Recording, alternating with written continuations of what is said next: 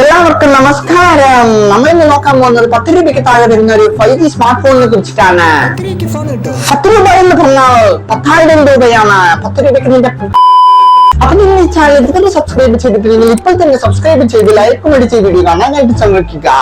നമുക്ക് നോക്കാം ഏത് ഫോണാണെന്ന്.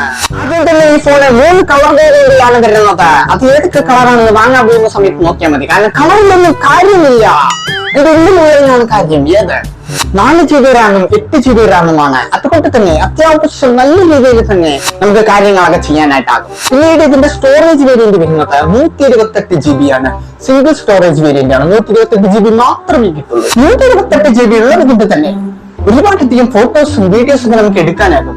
ഇതിന് എന്ത് ചെയ്യാൻ പറ്റും? വേണ്ടത് ഡിലീറ്റ് ചെയ്യാനാകും. അങ്ങനെ ഒരുപാടധികം ഫീച്ചേഴ്സ് ഈ ഒരു ഫോണിലുണ്ട്. അപ്പൊ ഈ ഒരു ഫോണിൽ വരുന്ന പ്രോസസർ ഏതാണെന്ന് വെച്ചാൽ സ്നാപ്ഡ്രാഗൺ 6 Gen 3 ആണ് വരുന്നത്.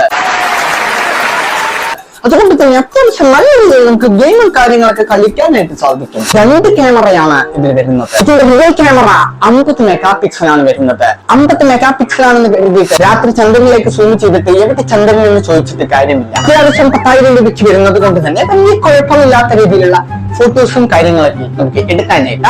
അടുത്തത് ഇതിന്റെ ഡിസ്പ്ലേയിലേക്ക് വരികയാണെങ്കിൽ 6.5 inch HD+ IPS LCD display ആണ് വരുന്നത്. IPS ആയതുകൊണ്ട് തന്നെ ഇന്ത്യൻ പോലീസ് സർവീസ് ആണ്. അന്നല്ലാട്ടോ, ചുമ്മാ പറഞ്ഞാണ്.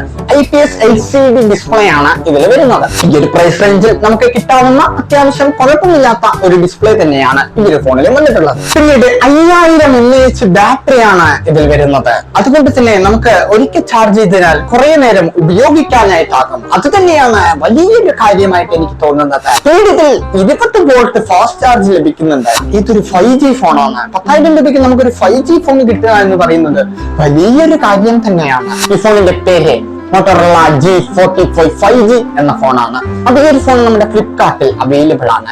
ഇതിന്റെ 4 GB റാമിനും 128 GB ഇന്റേണലിലും വരുന്നത് വെറും 999 രൂപയാണ്.